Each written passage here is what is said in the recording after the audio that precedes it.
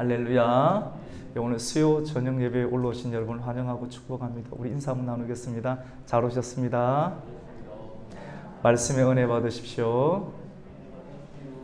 네, 그래 너무 귀하고 감사합니다. 이런 새벽부터 또 오전 오후까지 직장생활 하시고 또 사업하시면 빠듯하게 수요 저녁 이렇게 예배 나오려고 하면 정말 빠듯하게 이렇게 가까스로 7시 반까지 도착할 수 있는데, 그래도 예배를 또 소중히 여기시고 또 믿음으로 끝까지 부단히 살겠다라고 주님 앞에 또 나오는 여러분의 심령 가운데 하나님께서 주시는 큰 위로와 또 소망의 은혜가 있기를 예수님 이름으로 축복합니다. 우리 옆에 분들에게 한번 손 토닥토닥 해주시면서 한번 인사했으면 좋겠습니다. 당신이 있어서 참 좋습니다. 힘내십시오.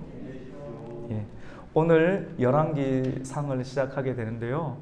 열왕기상은 다윗의 말년으로부터 솔로몬이 이스라엘의 또 왕이 되고, 또 솔로몬 이후 가운데 분열 왕국이 또 나타나게 됩니다. 분열 왕국 이후에 계속해서 우상 숭배로 인하여서 나라가 점점 부흥의 불길이 꺼져 가게 되고, 급기야는 도저히 하나님께서 이렇게 되어서는 안 되겠다라고 판단하시고 바벨론 포로 잡혀가기 전까지 내용을, 이스라엘의 전 역사를 담고 있는 내용이 이 열왕기 상하라고 볼 수가 있습니다. 사람들은 생각을 합니다. 항상 인생의 봄날이 있기만을 원합니다. 누군가가 또 이야기를 하죠. 당신은 항상 봄날만 있기를 원합니다 라고 하지만, 그 말은 듣기는 달콤하고 좋지만 그리 좋은 말은 아니라고 볼 수가 있습니다. 자연세계 가운데 하나님께서 봄과 여름과 가을과 겨울을 우리에게 사계절을 허락하여 주셨던 것처럼, 자연세계에 있는 것처럼 사람에게도 항상 봄날만 있는 것이 아니고 여름도 지나가야 하고, 또 가을, 추수의 계절, 그리고 인생의 겨울과 같은 그러한 마지막 날들을 맞이할 때가 있습니다. 항상 건강하지 않습니다. 우리 중간에 앉아 계시는 우리 권사님들도 20-30년 전에는 힘있고 또 건강했지만도 시간이 지나가면서 이빨도 흔들리고 또 쇠로 회해되고 지팡이에 우리의 몸을 의지할 수밖에 없는 고령자가 되어가는 것을 보게 됩니다. 오늘 열왕기상 1장에는 다윗의 노년기를 말해주고 있습니다. 누구에게든지 인생의 겨울이 있습니다. 너무너무 힘들고 침상에서 떠나지 못하고 국가의 정책과 행정을 다윗의 손으로 펼 수 없는 그런 고령자가 되었습니다. 그래서 다윗은 침상을 떠나지 못했고, 충성스러운 다윗 주변에 있는 많은 신하들이 다윗의 건강을 조금이나마 유지하고 따뜻하게 하기 위해서 발견해낸 공책이 다윗이 너무 추구하는 거예요. 나이가 들면 몸이 사늘해집니다. 피가 잘 돌지가 않습니다. 따뜻한 이불을 덮어도 체온이 뚝뚝 떨어져서 감기에 걸리기 쉽고 독감에 걸리기 쉬운 나이. 고령자가 독감이나 감기에 걸리면 정말로 힘들게 되는 것이죠. 그래서 몸을 따뜻하게 한다는 여러 가지 이유로 주변에 있는 신하들이 이스라엘에 있는 아리따운 처녀를 다윗에게 이렇게 여러 가지로 좀 도와주기 위해서, 시중을 들기 위해서 그렇게 구하게 되었습니다. 어떻게 보면 이스라엘의 역사 가운데 왕 주변에 젊은 여인이 있어서 좀 도와주고 수발을 들어주는 것이 큰 문제가 되지 아니하는 것처럼 보이기도 합니다. 그러나 다윗은 인생의 겨울의 나이까지 오게 되면서 그의 신하들이 거동이 불편했던 다윗을 또 공개하고 도와주기 위해서 함께 붙여준 아리따운 그 여성을 보면서 잠자리에 들지 않았다라고 말씀을 하고 있습니다. 왜냐하면 하나님의 부르심을 받고 또 힘있는 사역을 펼쳐가면서 순간 깜빡하고 주님과의 시선을 맞추는 그 주님을 바라보는 믿음의 눈을 놓치게 되었을 때 지붕 위를 거닐면서 내가 했던 공적들을 생각하면서 여유를 부렸을 때 순간 마귀의 덫에 걸렸고 인간의 정욕을 참지 못하고 사랑하고 충성스러운 신하의 부인을 범하였던 그 하나의 실수로 인해서 정점을 찍었던 그 다윗의 생애가 미끄러지기 시작했던 것을 처절하게 아픔을 경험하였고 또 회개의 시간을 보내었던 다윗은 인생의 겨울이 되어서 크게 대수롭지 않게 여겨도 될 그런 상황 가운데서도 철저하게 내 따뜻한 것을 인간의 정욕으로 푸는 것이 아니라 나의 온기와 따뜻함을 이제 하나님의 품에 그리고 하나님 나라를 생각하면서 이 마지막 겨울을 경건하게 보내야겠다라는 결심을 가지고 그런 결단과 그런 의지를 가지고 신하들이 나라에서 제공해주는 여러 가지 정욕적 상황에 대해서 깨끗하게 대처했던 다윗의 모습을 이 열왕기상의 기자는 매우 실제적으로 기록을 하고 있습니다. 우리 2절 한번 읽어볼까요? 같이 2절 한번 1절부터 한번 읽어보겠습니다. 시작. 다윗 왕이 나이가 많아 늙으니 이불을 덮어도 따뜻하지 아니한지라. 그래서 2절에 보면 왕의 품에 젊은 여성을 이렇게 같이 있으면 그 온기와 기가 받는다고 해서 사람들이 그렇게 넣어 주었는데 다윗은 어떻게 결단을 하는가?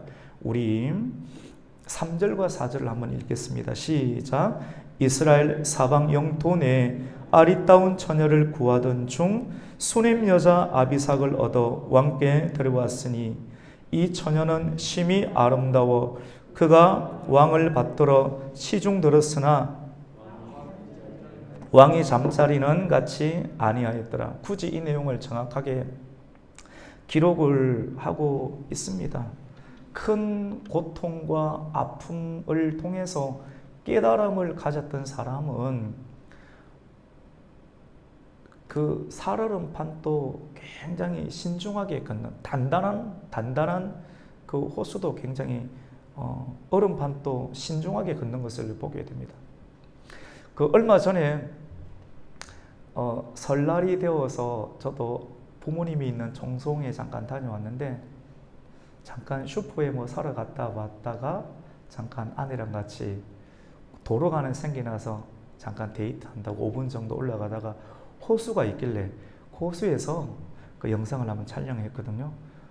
얼음 오랜만에 한번 올라가고 싶어가지고 꽝꽝 얼어서 올라갔는데 우리 사모는 겁이 되게 많더라고. 보니까 안 깨지는데도 그 겁이 많아가 조심성이 많은 것인지 겁이 많은 것인지 중간으로 오라고 해도 도망을 가는 것을 이렇게 보게 되었습니다. 조심하는 것은 참 좋지요. 다윗도 굉장히 조심스럽게 생활했습니다. 어렵고 힘든 과정을 겪으면서 하나님께서 주변의 상황 가운데 환경 가운데 무심코 지나갈 수 있는 여러 가지 상황들에 관해서 매우 조심스럽게 대하고 또 대처하면서 인간의 일반적인 생각이나 정욕적 상황보다 정말로 내 인생이 하나님 품에 이제 들어가야 되지 않겠느냐라고 하는 영원한 세계에 대한 생각과 마음을 가지고 말년을 지혜롭고 또 경건하게 보내었던 장면을 우리는 보게 됩니다. 그런데 이러한 상황을 보면서 악한 의도를 가진 사람들이 일어나게 되는 것을 봅니다. 다윗이 말년이 되었고 이제 죽을 날이 다 되었습니다. 그의 나이는 어쩌면 70세 또는 71세가 되었을 것입니다. 왜냐하면 다윗이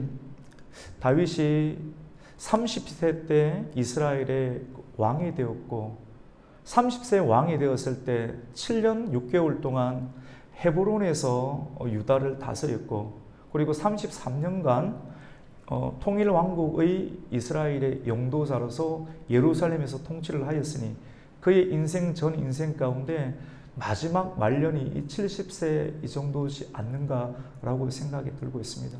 성경에도 내가 강건하면 70이고 인생의 나이가 70, 강건하면 80인데 우리가 70이 되고 80이 되었을 때 과연 어떠한 인생을 살아야 되는가? 인생의 겨울이 있을 때 우리가 어떠한 인생을 살아야 되는가? 단순하게 정욕적인 남성이든 여성이든 정욕적이라고 하는 것은 단순한 남성이 여성에 대해서 여성이 남성에 대해서 품는 마음들 뿐만 아니라 이 세상이 주는 안락과 편안함에 대해서 인간의 마음이 동할 수 있는 그런 정욕적인 부분에 대해서 우리가 생각하는 것이 아니라 영원한 하나님 나라에 들어갈 수 있는 준비를 하는 기간으로 그 말년들을 잘 삼아야 하는 것을 보게 됩니다. 다윗은 한 생애를 살면서 참으로 실수도 하였지만도 그의 전 인생 가운데 하나님 앞에서 진실됨과 또 성실함으로 하나님 앞에서 살았음을 보게 됩니다. 그래서 시편의 고백 가운데서도 하나님께서 나를 심판하실 때 진실됨과 그리고 성실함으로 내가 주의 앞에서 행하여 싸우니 주님께서 나를 심판해 달라고 그렇게 당당하게 그의 인생 가운데 하나님의 앞에서 하나님의 말씀 앞에서 살았음을 우리가 또 보게 됩니다. 정직과 진실함이 참으로 중요한 사람의 동기요 또 사람을 이끌어가는 과정이라고 볼 수가 있습니다. 그런데 이렇게 말년이 되었을 때 후계자를 뽑아야 되는데요. 다윗이 단순하게 나이가 들어서 후계자를 선정을 해주지 않았을까요? 아름다운 여성 처녀를 다윗의 품에 넣어줄 만큼 이 상황이 소문이 들어가니까 다윗은 죽을 날이 다 되었구나. 몸이 너무나도 차가워져서 그 차가운 몸을 따뜻하게 만들어주기 위해서 아비삭이 들어갔다는 그 소문 그 자체에 다윗의 생애가 얼마 남지 않았다라고 악한 형태로 생각을 하고 일어나는 세력이 있음을 보게 되는데 그 세력은 멀리 있는 세력이 아니라 다윗의 가정 안에서 그 일들이 일어나게 되는 것을 보게 됩니다. 다윗의 첫째 아들은 암논이었죠. 암논이 압살롬의 누이였던 그 다말을 육체적으로 범하고 강간하여서 그것에 대해서 이 압살롬이 나중에 그 첫째 아들을 죽여버리게 되죠. 그리고 압살롬도 반역을 해서 결국은 또 처형을 당하는 일들을 보게 됩니다. 그래서 이제 실질적으로 남아있는 자녀는 첫 번째가 되는 사람이 오늘 5절에 나오는 핫깃의 아들 아도니아라고 하는 사람인데요. 이 아도니아라는 사람은 얼굴이 매우 준수했습니다. 매우 잘생기고 또 탁월했습니다. 그래서 아버지가 나를 지명하지 않았고 나이가 많이 들었고 스스로 나이가 많이 들어서 이제 내가 왕이 되어야 되겠다. 아버지의 명령과 말씀이 떨어지지도 않았는데 자기가 판단해보고 스스로 어떤 일을 합니다. 섬기는 일을 스스로 찾아서 하는 것은 좋지만도 고난과 권리가 있는 일들에 대해서 스스로 그 일들을 말씀 없이 행하는 형태는 매우 불공손하고 대적적인 행위임을 우리는 말씀을 통해서 발견하게 됩니다. 이 아도니아가 시편에서 반역을 일으키게 되는 것이죠. 우리 5절과 6절 말씀을 한번 읽겠습니다. 시작. 그때 핫깃의 아들 아도니아가 스스로 높여서 이르기를 내가 왕이 되리라 하고 자기를 위하여 병거와 기병과 호위병 50명을 준비하니 그는 압살롬 다음에 태어난 자요 용모가 심히 준수한 자라. 그의 아버지가 내게 어찌하여 그리하였느냐고 하는 말로 한 번도 그를 섭섭하게 한 일이 없었더라. 아멘. 여러분, 우리는 말씀 안에서 굉장히 중요한 통찰력을 뽑아내어야 합니다. 그래서 우리가 생각하고 또 행동하는 일들 가운데 정말로 말씀보다 앞서는 일들을 행하지 않아야 하는 그런 절제의 은혜를 말씀을 통해서 받게 될 때 우리는 잘리지 않을 수 있게 돼요. 잘리지 아니하고 하나님께 배척당하지 아니하는 은혜를 입게 됩니다. 성경을 계속해서 연구하고 또 말씀을 성실하게 지속적으로 끈질기게 선포해 나가면서 성령님께서 주시는 그런 통찰과 또 하나님의 정직한 마음을 우리는 수요받게 되는데, 이러한 일련의 과정 가운데서 주시는 하나님의 귀한 통찰력은 오늘날 시대의 목회의 현장과 수많은 지도자들을 보면서, 그리고 목회의 현장과 지도자들을 따라가는 교회나 사람들을 보면서 이것은 정말로 위험할 수 있겠구나 하는 것을 우리는 발견하게 됩니다. 그것은 어떤 것이냐면, 많은 사람들은 눈에 보이는 가시적인 형태에 의해서 자기의 마음을 빼앗기는, 마음을 지켜야 되는데 마음을 성도들도 지키지 못하고 마음을 빼앗겨 버리고, 그리고 잘못된 지도자 또한 하나님의 말씀을 지킴으로 말씀을 온전히 합당하게 선포해야 되는데 백성들과 성도들의 마음을 훔치는 일들을 행하는 것을 보게 됩니다. 여러분, 말씀을 전할 때도 굉장히 사람들의 마음을 훔치는 스타일이 있습니다. 훔쳐버리는 스타일. 오늘 아도니아가 그랬던 것처럼, 압살롬이 그랬던 것처럼 그가 가진 준수한 외모, 그 외모 때문에 사람들의 마음은 빼앗기는 거예요.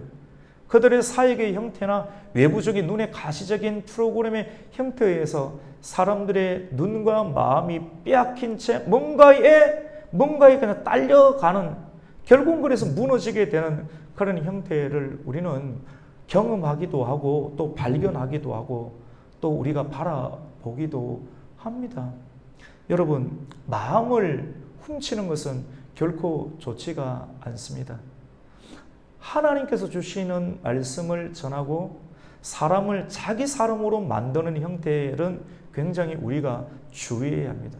교회도 커지게 되면 교회 안에 있는 직분자들이 새롭게 들어오는 사람들, 예를 들어서 찬양대든지 아니면 권사회든지 아니면 여러 가지 교회 내에 봉사하는 그런 분야들 속에서 새로운 사람들 또 지인이 들어오게 될 때 자기의 사람으로 끌어들이려고 하는 시도들을 보게 되는데, 인간이 어찌할 수 없는 그런 탐욕적인 마음인데, 여러분, 이런 마음들은 끊임없이 말씀을 통한 책망과 바르게 우리를 이끌어 가시는 하나님의 의에 의해 우리의 마음이 노출됨을 통해서 자극을 받고 또 책망을 통하여서 이런 마음을 꺾어 나가는 일련의 작업들이 굉장히 중요한 것을 보게 됩니다. 목회자 또한 자기 사람을 만드는 사람은 나중에도 문제가 생기게 됩니다. 성도들도 마찬가지입니다. 교회 안에 직분자들도 자기 사람을 만들지 마십시오. 그러면 반드시 나중에 내가 한 일에 대해서, 내가 가장 자신 있어 하는 영역들에 대해서 펑크가 나고 붕괴되는 것을 경험하기 때문입니다. 다윗은 그의 아들 아도니아에게 그의 왕위를 물려줄 생각이 없었습니다. 단순한 왕의 생각이 아니라 이 다윗의 왕권은 하나님께서 언약으로 주신 왕권이기 때문에 하나님께서 그 다음 왕권에 대해서 분명하게, 표면적으로는 드러나지 않았지만 오늘의 말씀과 또 역대기 전체의 내용을 통하여서 하나님께서는 다윗에게, 그리고 다윗의 신실한 하나님의 나라의 첩근들에게 솔로몬에게 왕위를 전해줄 것을 약속을 하였습니다. 아마도 그 약속을 받았던 사람은 다윗의 아내였던, 그리고 솔로몬의 어머니였던 밧세바, 그리고 그 어느 것에서도 중심을 잃지 않고 하나님의 말씀을 올곧게 전하였던 나단 선지자, 그리고 이스라엘 나라의 실제적인 핏줄은 아니지만도, 이방의 핏줄이지만도 하나님의 특별한 은총 가운데 생명을 다해서 다윗을 보필하였고 하나님 나라의 일원이 되었던 분하야, 또 신실한 제사장이었던 사독 정도에게는, 이 정도의 부류에게는 다음의 후계자가 누구인지를 알렸지 않겠나라고 하는 오늘 말씀을 통해서 이 내용들을 어렴풋하게 짐작을 하게 됩니다. 진짜 후계자는, 진실된 지도자는 표면으로 쉽게 드러나지가 않습니다. 하나님께서 이스라엘의 왕으로 다윗을 지목하였을 때 다윗은 어느 누구도 그 사람이 왕이 될 것이라는 것을 알아차릴 수가 없었습니다. 사무엘 선지자조차도 다윗의 형제들 가운데 엘리압이라고는 인물이 준수했던 그 사람을 보고 이 사람이 이스라엘의 왕이 될 사람이라고 착각을 일으킬 만큼 준수했습니다. 그만큼 사람의 겉모습과 외모는 사람들에게 큰 위로와 소망을 주게 됩니다. 눈이라고 하는 것은 매끄럽고 아름답게 생긴 사람을 보면 내면까지도 좋을 것이라는 착각을 일으키기 때문에 사람은 자기의 눈에 드는 대로 사람을 선택하는 것은 굉장히 위험합니다. 그래서 사사기의 말씀 가운데 자기의 눈에 오른 대로 자기의 소견에 오른 대로 행하였던 무질서한 시대를 두고 이스라엘에 참신이 없었으며 참된 제사장이 없었으며 참된 율법이 없었음을 통탄하는 선지자들의 고백을 우리는 보게 됩니다. 아도니아 또한 그의 형이었던 압살롬처럼 준수한 외모를 가졌을 뿐만 아니라 그의 아버지 다윗에게 자라면서부터 한 번도 책망과 꾸지람을 듣지 않았던 터라 내가 하는 일들의 결정에 대해서 아버지도 허락할 것이라고는 잘못된 고정관념으로 성인이 되어버린 자녀입니다. 여러분 어릴 적부터 잠언 말씀을 통하여서 하나님의 말씀을 가르치라고 했습니다. 말씀 안에는 책망이 있습니다. 교회의 성도들도 무작정 칭찬만 하면 나중에 뿔이 생기게 됩니다. 어디든지 모르고 박아버리게 되는 거거든요.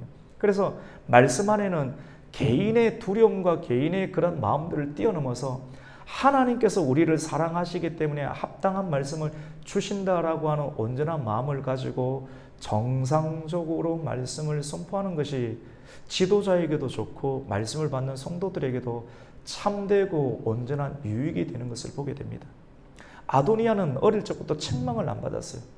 그러니까 책망 없이 가정교육에 말씀교육에 책망 없이 살다 보니까 나중에 뿔이 생겨서 아버지를 들이받고 하나님을 들이받게 되는 그러한 간교하고도 악랄한 사람으로 괴물로 변화되는 것을 보게 됩니다.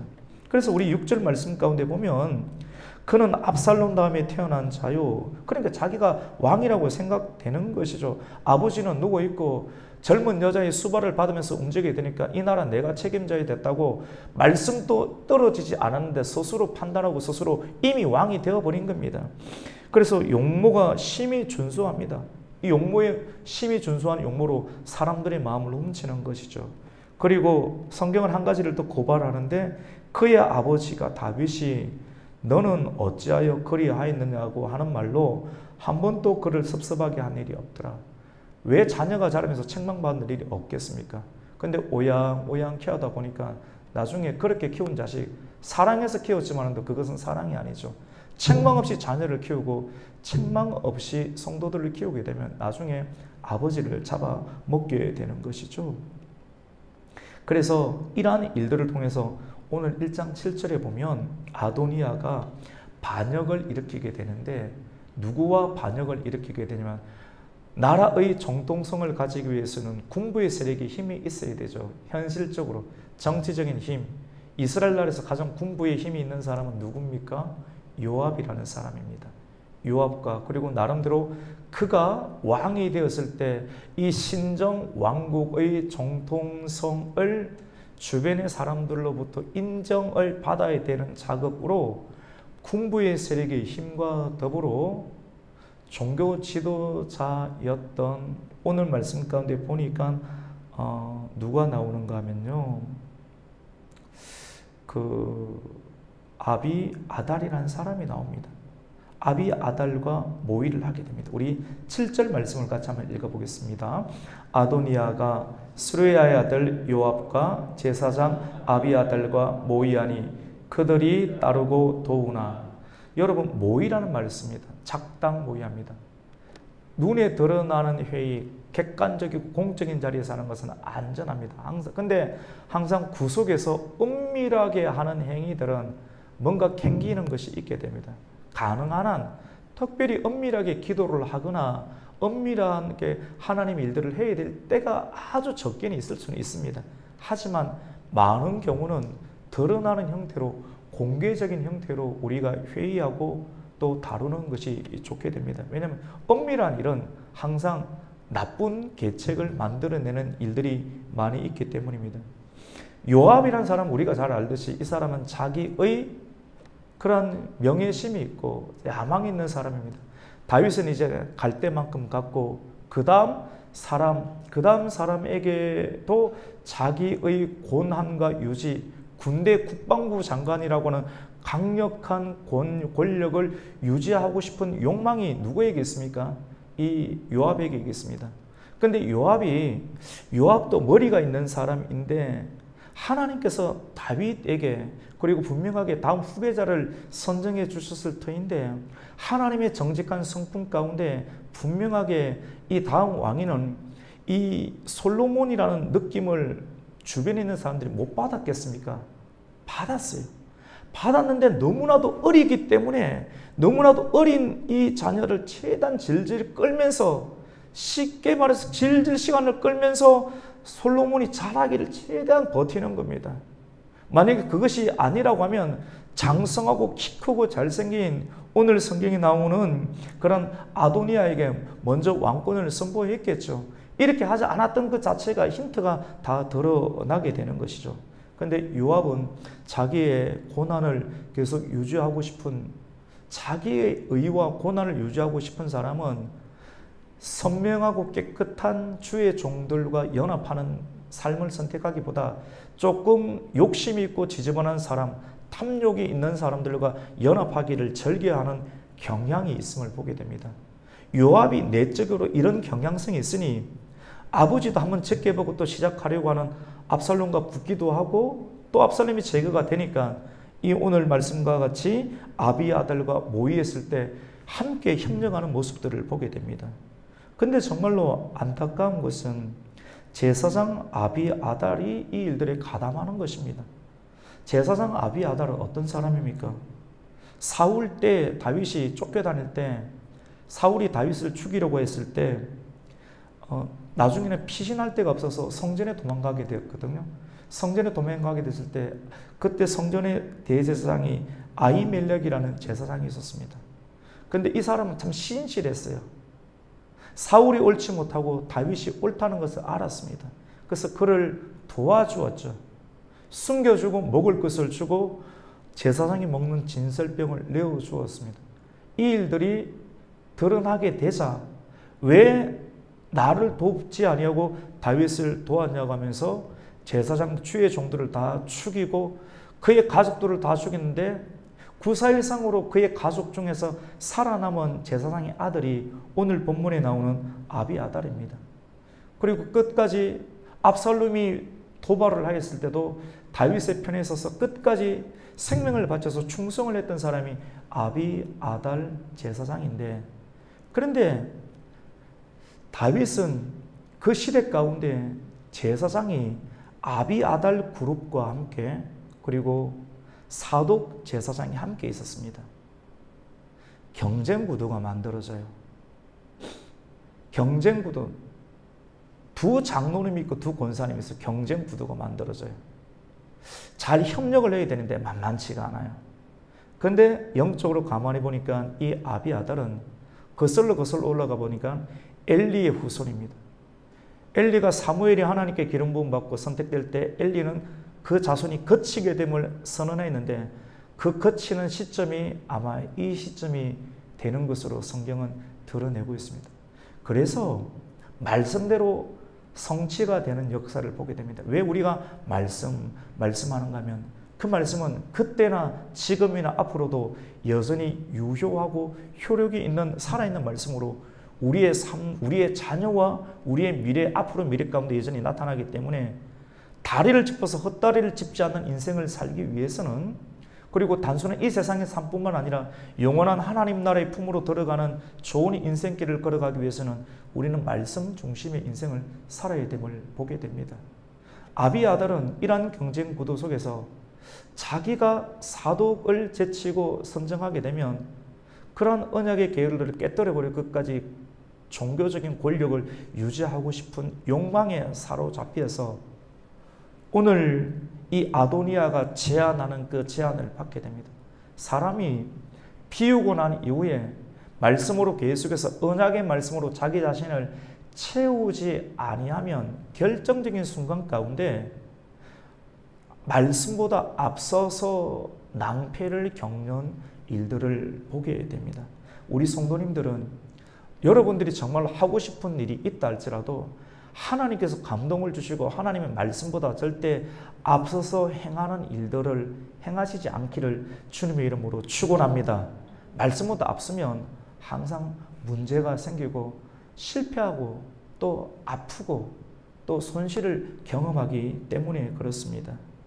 오늘 7절은 아도니아와 연합하고 모의하였던 반역하였던 그룹을 이야기를 하고 있고, 그리고 8절은 그럼에도 불구하고 신실한 하나님의 사람을 기록하고 있습니다. 이게 뭡니까? 다윗은 자기 사람 안 만들었다는 거예요. 같이 해봅시다. 자기 사람 만들지 마십시오. 요거 잘 지키세요, 여러분. 자기 사람 만들면 여러분이 당하게 됩니다. 자기 사람에 의해서. 오늘 성경 말씀 가운데 보면 다윗은 자기 사람을 만들지 아니하고 하나님의 사람을 만들었습니다. 하나님의 사람을 만들었기 때문에 다윗이 침대에 누워서 꼼짝 못하고 있고 자기를 죽이고 솔로몬을 죽일 수 있는 여러 가지 상황들이 급박하게 돌아가는 위기의 상황 가운데서도 자기 사람을 만들지 아니하고 하나님의 사람을 만들었기 때문에 자기가 손을 쓸 수 없는 상황 가운데서도 충실하게 하나님 편에 서 있는 사람들이 끝까지 하나님의 손 안에 있는 다윗과 또 하나님 나라의 계보를 위해서 자기의 생명을 걸고 충성하는 모습을 걷게 됩니다. 하나님의 사람을 만들면 진짜 자기 사람이 만들어져요. 이해되시죠? 그게 더 성공하는 거 아닙니까? 내 사람 만들면 내 사람에서 자기가 죽게 돼요. 근데 욕심을 버리고 내한테 오는 사람을 끝까지 예수님께로 인도하고 하나님의 사람을 만들어주면 이 사람은 그 사람에게 충성합니다. 하나님 나라 안에 있기 때문에 그렇습니다. 이거는 믿음을 가져야 되고 큰 믿음과 하나님 나라에 대해 분명한 영적인 지식과 그 지식에 동행하는 일들을 계속 해내는 충성을 통해서 이런 아름다운 결과물들이 만들어지게 됩니다. 성경은 그 결과물들을 8절에 기록하고 있습니다. 우리 8절을 같이 한번 읽겠습니다. 시작. 제사장 사독과 여호야다의 아들 분하야와 선지자 나단과 시므이와 레이와 다윗의 용사들은 아도니아와 같이 하지 아니하였더라. 이렇게 아도니아가 굉장히 큰 실세로 등극하게 되었는데 정말로 이제 아도니아가 왕이 될 것만 같은 그런 상황 가운데 충성스럽고 신실하게 말씀을 붙잡는 사람들이 굉장히 코너에 몰리게 됩니다. 그 사람은 사독이었고 그 사람은 분하야였습니다. 분하야는 다윗 왕이 신뢰하고 다윗에게 생명을 걸었던 그러한 경호 실장 정도라고 볼 수가 있습니다. 그리고 나단이 있었습니다. 그리고 다윗의 37명의 생명을 건 용사들이 기록이 되어 있습니다. 이제 일이 터지기 시작합니다. 오늘 9절을 보면 아도니아가 군부 세력의 수장이었던 요압과 그리고 제사장, 최고의 종교 지도자였던 그 아비아달과 함께 주변의 많은 사람들을 볼로 모아서 소헬렐이라는 큰 바위, 굉장히 크면 누구든지 보고 저 바위 밑에서 어떤 큰 잔치를 벌이게 되는데 양과 소와 살찐 송아지를 잡고 큰 뷔페를 형성하게 됩니다.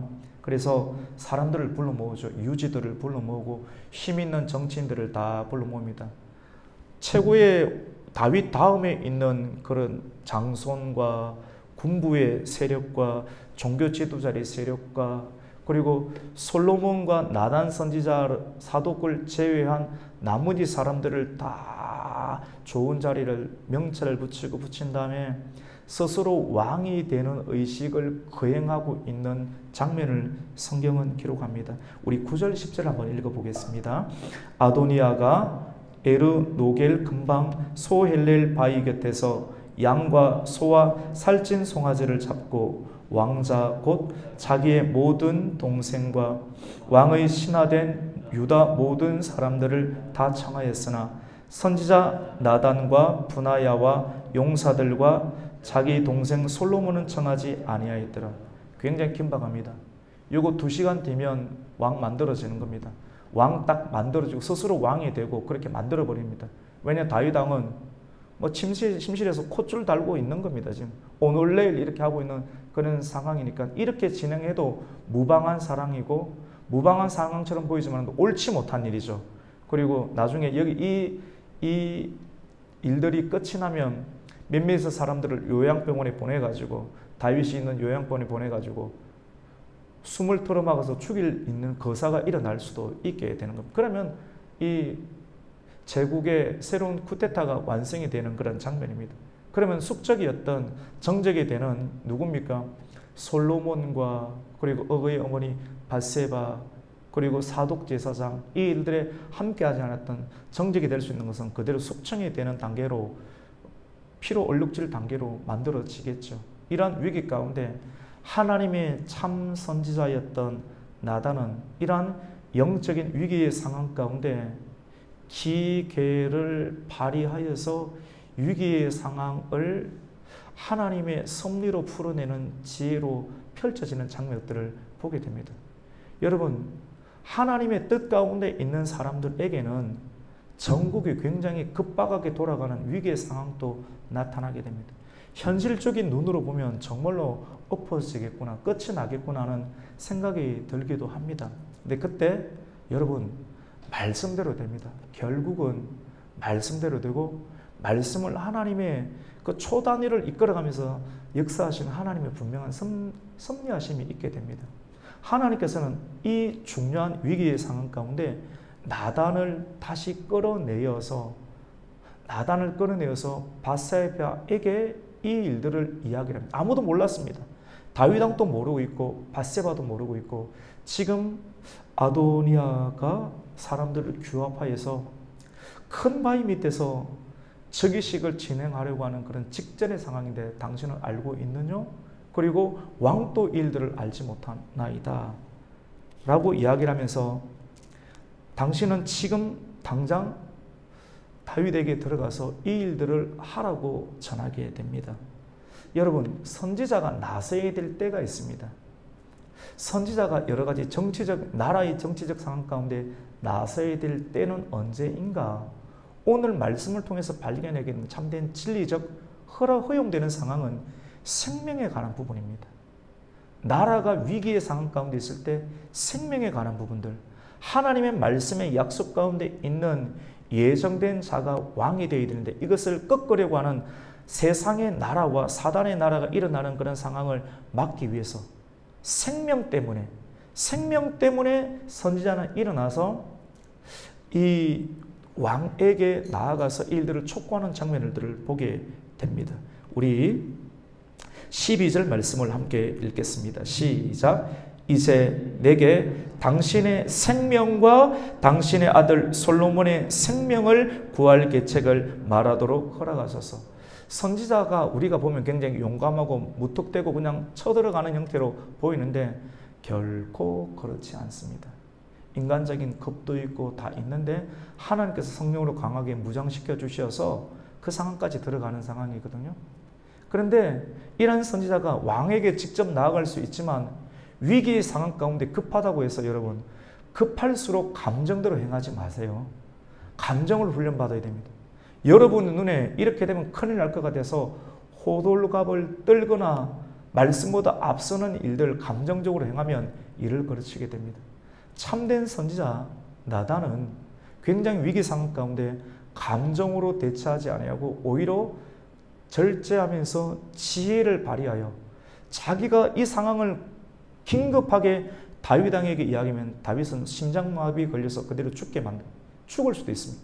이러한 사람의 심리 상황까지 철저하게 계산해 가면서 하나님의 일들을 진행하는 사람이 선지자인데요. 그에게 지금 그가 직접 나서게 되면 심장 박동수가 높을 수도 있고 여러 가지 상황 가운데 지혜롭게 가장 편안하게 다윗이 대면할 수 있는 밧세바에게 이 이야기를 넣고 밧세바로 하여금 들어가서 해야 할 말을 전해줍니다. 이전에 하나님께서 왕에게, 그리고 왕이 약속하였던 것처럼 솔로몬에게 이 나라의 왕위가 넘어간다라고, 이어준다라고 해야 했건만 왕은 지금 아도니아가 왕이 되고 있음을 알고 계시느뇨? 이 일을 어찌하면 됩니까? 라고 현재의 상황을 정직하고 진실하고 차분하게 이야기를 하라고 합니다. 우리 오늘 13절 말씀 우리 한번 읽겠습니다. 시작. 당신은 다윗 왕 앞에 들어가서 아뢰기를 내 주 왕이여, 전에 왕이 여종에게 맹세하여 이르시기를 내 아들 솔로몬이 반드시 나를 이어 왕이 되어 내 왕위에 앉으리라 하지 아니하셨나이까?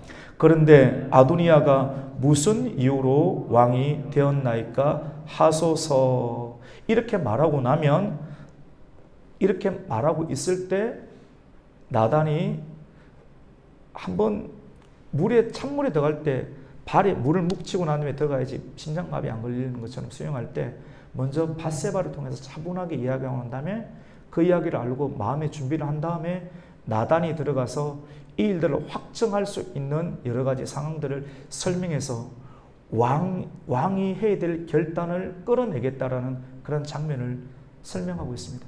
사람들은 이러한 일들이 일어날 때 가장 먼저 전달하는 것은 왕이여, 왕이여, 아버지, 아버지, 목사님, 목사님, 장로님, 장로님, 큰일 났습니다. 감정적 상황을 이야기해요. 반대 세력이 이렇게 됩니다. 많은 사람들이 감정적 상황이라고 하는 것은 숫자를 이야기를 합니다.